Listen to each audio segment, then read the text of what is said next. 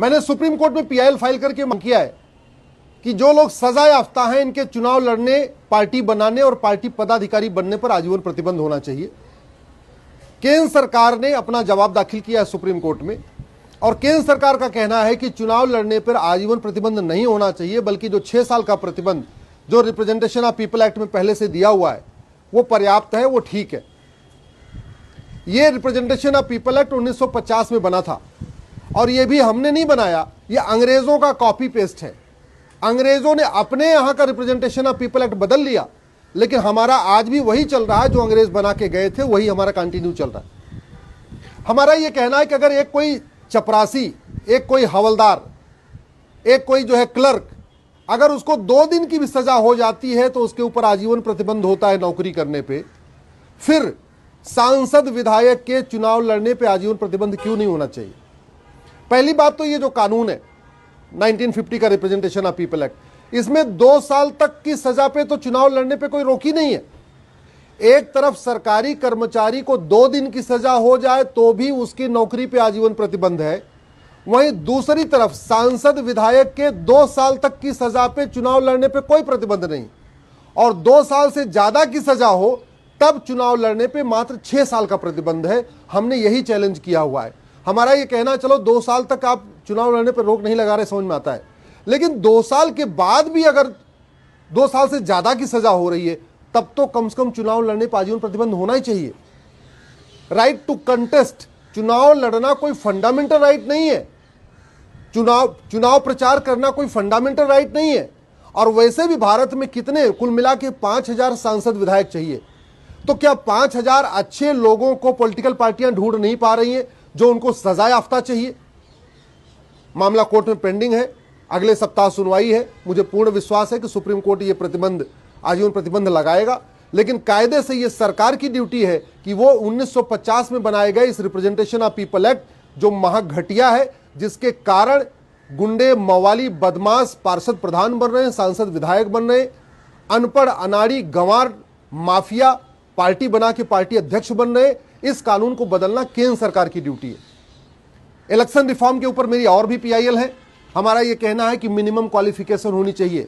अगर home guard की भी एक मिनिमम क्वालिफिकेशन हो सकती है, चपरासी की मिनिमम क्वालिफिकेशन हो सकती है, तो सांसद विधायक की मिनिमम क्वालिफिकेशन क्यों नहीं होनी चाहिए? सांसद विधायक को कानून बनाना है, उसको संविधान समझना है, संविधान पढ़ना है, देश दुनिया में क्या चल रहा है उसको देखना है, संसद विधानसभा में उसको बहस करनी है। अगर वो अनपढ़ अनाड़ी रहेगा तो वो कैसे ये काम कर पाएगा? इसलिए सांसद और विधायक के लिए मिनिमम क्वालिफिकेशन होनी चाहिए, मैक्सिमम एज लिमिट होनी चाहिए। अगर टीचर बनने के लिए ऑल इंडिया लेवल पे टीचर एलिजिबिलिटी टेस्ट हो सकता है, टेट हो सकता है, टीईटी हो सकता है, तो सांसद विधायक बनने के लिए, पार्षद प्रधान बनने के लिए एक एंट्रेंस एग्जाम क्यों नहीं होना चाहिए?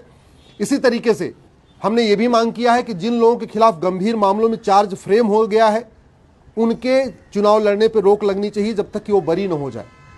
ऐसी मेरी 20 पीआईएल चल रही है इलेक्शन रिफॉर्म के ऊपर, लेकिन 20 अलग अलग फैसला आए कोर्ट का। इससे ज्यादा अच्छा है कि सरकार लॉ कमीशन के सुझावों को इंप्लीमेंट करे, इलेक्शन कमीशन के जो सुझाव हैं उनको इंप्लीमेंट करे, वेंकट चलैया कमीशन के बहुत सारे सुझाव हैं उनको इंप्लीमेंट करे।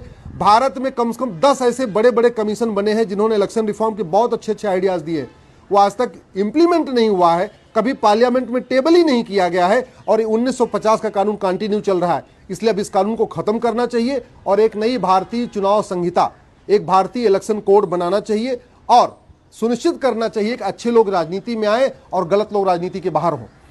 मेरी एक और भी पीआईएल चल रही है जिसमें मैंने मांग किया है कि पॉलिटिकल पार्टियों का जो डोनेशन है वो 100% कैशलेस होना चाहिए। आज की डेट में अगर गोलगप्पे वाला भी ऑनलाइन लेने लग गया है पैसा, जूता बनाने वाला, कपड़े धोने वाले, मोची, धोबी, सब लोग अगर ऑनलाइन पैसा ले सकते हैं 10-10, 20-20 रुपए, तो पॉलिटिकल पार्टियां कैश में डोनेशन क्यों ले रही हैं? कैश डोनेशन पे कंप्लीट बैन होना चाहिए। इसी तरीके जो कैश में खर्चा दिखाती हैं वो कंप्लीट बैन होना चाहिए। मैनिफेस्टो का एक स्टैंडर्ड फॉर्मेट होना चाहिए, वो मेरी अलग पीआईएल चल रही है। आज की डेट में कोई मैनिफेस्टो का फॉर्मेट नहीं है, इसलिए हर पॉलिटिकल पार्टी अपने अपने हिसाब से मैनिफेस्टो बनाती है। ये अपने मैनिफेस्टो में लिखती नहीं है कि उसके ऊपर कितना, राज्य के ऊपर कितना कर्जा है, देश के ऊपर कितना कर्जा है, जो पॉलिटिकल पार्टी वादा कर रही है उससे कितना और खर्चा आएगा, ऐसी कहीं लिखना नहीं होता है। इसलिए एक स्टैंडर्ड मैनिफेस्टो होना चाहिए। 1 वोटर लिस्ट होनी चाहिए। आज की डेट में पार्षद की चुनाव में अलग वोटर लिस्ट बनती है, प्रधान के चुनाव की अलग वोटर लिस्ट बनती है। जब विधानसभा का चुनाव अलग वोटर लिस्ट बनती है, संसद के चुनाव में अलग वोटर लिस्ट बनती है, पूरे साल जो सरकारी कर्मचारी हैं बेचारे वोटर लिस्ट बनाते रहते हैं, वो बैन होना चाहिए। One nation one voter list होनी चाहिए। और इसी तरीके से आज की डेट में पोस्ट ऑफिस के पास कोई काम नहीं बचा हुआ है, तो वोटर आईडी बनाने का काम पोस्ट ऑफिस को दे देना चाहिए। पोस्ट ऑफिस को वोटर आईडी बनाने का नोडल सेंटर डिक्लेयर कर देना चाहिए। जिसको भी अपनी वोटर आईडी बनवानी है वो जाएगा, अपना पोस्ट ऑफिस जाके अपना बनवा लेगा। ये घर घर भेज भेज के वोटर आईडी क्यों बनवाना? शिक्षकों को स्कूल से निकाल के वोटर आईडी बनाने के लिए क्यों लगाना? बच्चों की पढ़ाई डिस्टर्ब होती है, पूरे साल शिक्षक वोटर आईडी बनाने में लगे रहते हैं, इसलिए बहुत नुकसान होता है। एक मेरी और पीआईएल है कि टोटलाइजर का यूज किया जाए। अभी चूंकि टोटलाइजर का यूज नहीं करते, इसलिए जब भी इलेक्शन का रिजल्ट आता है तो ये पता चल जाता है कि किस बूथ से किस पॉलिटिकल पार्टी को कितना वोट मिला है।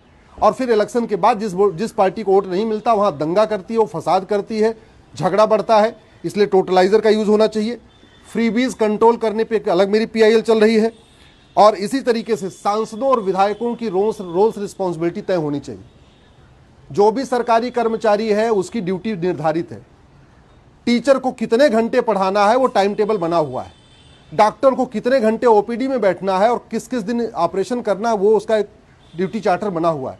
लेकिन सांसद विधायक को सदन में क्या करना है, विधानसभा में क्या करना है, लोकसभा में क्या करना है, बाहर क्या करना है, ऐसी उनकी ड्यूटी कहीं बनी नहीं है। नतीजा यह है, एक तो मिनिमम अटेंडेंस नहीं है। बहुत सारे लोग 10% अटेंडेंस होती है, बाकी वो बाहर घूमते रहते हैं। बहुत सारे ऐसे भी सांसद हैं जो संसद चलती रहती है, संसद में होने के बजाय सुप्रीम कोर्ट में घूमते रहते हैं, विधानसभा में घूमते रहते हैं, बाहर घूमते रहते हैं। कम से कम मिनिमम 75% अटेंडेंस तो निश्चित होनी चाहिए। अगर कोई इंजीनियरिंग का छात्र 75% से कम उसकी अटेंडेंस होती है, उसको एग्जाम में नहीं बैठने देते। कोई लॉ कर रहा हो, मेडिकल कर रहा हो, इंजीनियरिंग कर रहा हो, उसको अगर क्लास की अटेंडेंस 75% से कम होती है तो उसको एग्जाम में बैठने नहीं दिया जाता। और वहीं सांसद विधायक के लिए कोई मिनिमम अटेंडेंस का कोई प्रावधान नहीं है। कम से कम 75% तो होना चाहिए। आखिर सांसद विधायक को वेतन भत्ता गाड़ी बंगला मिलता किस लिए है? क्वेश्चन आवर में बोलने के लिए, जीरो आवर में बोलने के लिए, प्राइवेट मेंबर बिल पेश करने के लिए। लेकिन चूंकि कहीं लिखा नहीं है तो सांसद विधायक पूरे 5-5 साल 6-6 साल राज्यसभा में पड़े रहते हैं, एक सवाल नहीं पूछते, न जीरो आवर में सवाल पूछते हैं, न क्वेश्चन आवर में सवाल पूछते हैं, न प्राइवेट मेंबर बिल पेश करते हैं, और बाद में आराम से पूरी जिंदगी पेंशन और लेते रहते हैं।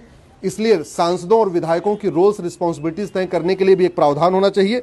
मेरा मानना है ये कानून बदलना जरूरी है। 1950 का अंग्रेजों वाला बनाया गया कानून और एक नई भारतीय चुनाव संहिता लागू करना नितांत आवश्यक है।